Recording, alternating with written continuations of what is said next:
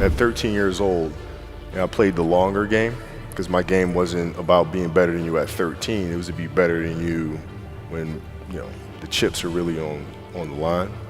For entrepreneurship, for life, there aren't as many rules. You get to play forever. I heard a lot of people say, triple down on this, triple down on most of your strength. Yeah. No. Rise and shine, it's Entspresso time. I wake up every morning. Espresso, keep me going. I wake up every morning. Hey, it's Carmichael, and this channel was created to help you overcome the #1 challenge that is holding you back, a lack of belief in yourself. You watch these videos because you know there's something more inside you too. You've got Michael Jordan level talent at something. So let's start your day off right together. Grab your coffee and sip on today's message from Kobe Bryant. Also, if you want to have more confidence, check out my 254 series. They're free. The link to join are in the description below. Or to go play someplace else to try to chase a championship. That's not me, man. That's not what my career has been about. There's certain things that we want to get to, but we have to pace those out because we have to have absolute focus. At 13 years old, I played the longer game because my game wasn't about being better than you at 13. It was to be better than you when the chips are really on the line. So when you played at 13, I would size you up and see what your strengths and weaknesses are.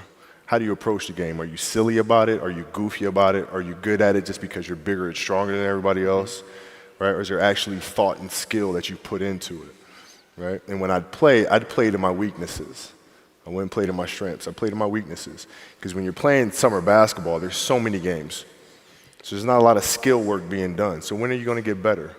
Right? When you're playing in competition situations, you're only playing to your strengths. Why? Because you want to win. Right? So what I would do, I was work on the things during those games that I was weak at. Left hand, pull-up jump shot, post game. Right? So I have a strategy. And so then fast forward to when I'm 17 and my game is completely well-rounded and that player at 13 that I saw at 13 is still doing the same at 17, now you got a problem. That's right.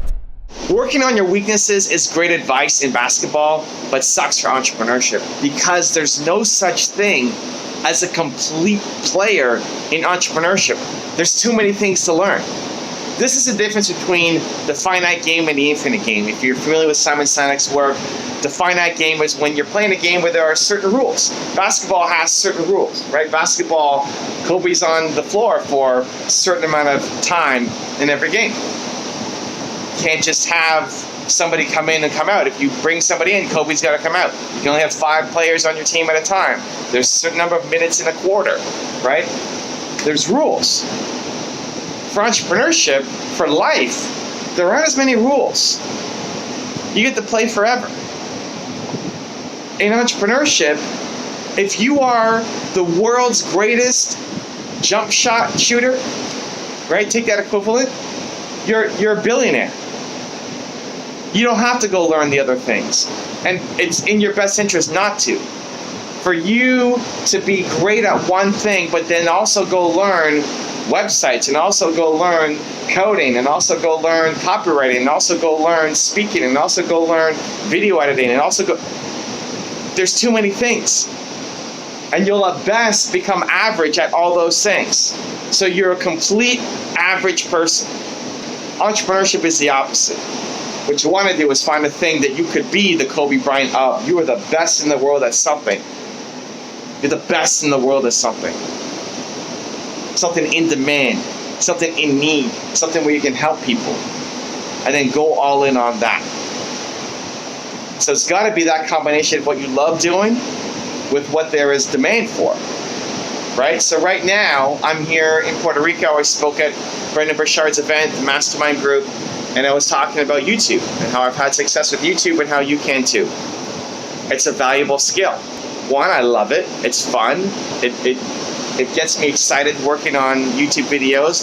But I also love spreading the message because I see in thought leaders, I see in you the opportunity to have your message get out there to the world, to impact so many people. You don't need somebody to put you on. You don't need to have a movie studio. You don't need to be on TV anymore. You don't need to have a book anymore.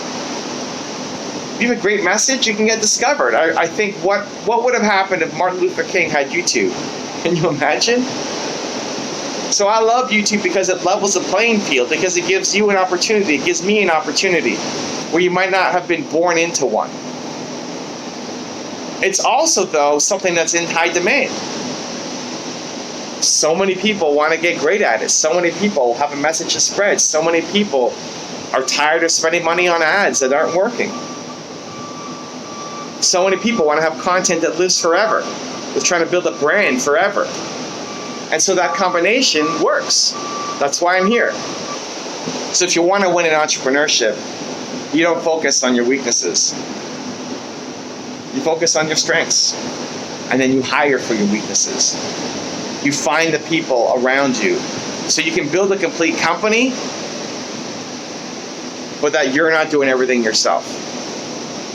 So it starts with identifying what you love, then identifying how you can use what you love to serve other people and help them and bring value to them, because the number one rule of making money is if you bring people value, you'll get paid. And then 3 is having the courage to go all in on it. And when your parents or your friends or the people around you tell you to work on your weaknesses, you don't.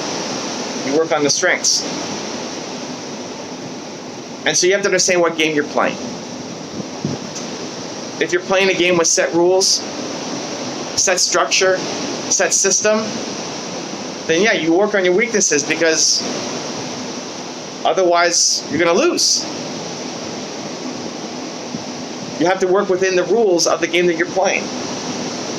But if you're playing an infinite game with no rules, or very few of them, then you can do what you want. Focus on your strengths, because that's when ultimately you'll get the most leverage, the most upside, and the most wins. Now I've got a really special bonus clip that I think you're going to enjoy. But before that, question of the day, I want to know, what is your greatest strength? What do you have Kobe Bryant level talent at? What is that thing? Let me know. Put it down in the comments below. And if you're still here, you're watching this video, you made it this far, I want to celebrate you. Give me a hashtag believe in the comments as well. If you're fat, and you look in the mirror and you say, wow, I eat a little too much. No, you're fat. My exoskeleton is larger than yours. Right. No. That's the new one, right? Yeah, I mean, you cannot say that to yourself. No. But see, you have to make a list Yeah. of the things that you don't like to do. Mm-hmm. This list should be very long. Like, if you don't like making calls, Yeah. Yep. the very first thing you should do is start making calls. Yep. Because why? That begins to own you. Yes. You start to drive yourself this way versus this way. But you'll figure out, if you start making a whole bunch of calls, if you like calling, call a lot. Yeah. Guess what happens? You get over it. You get over it.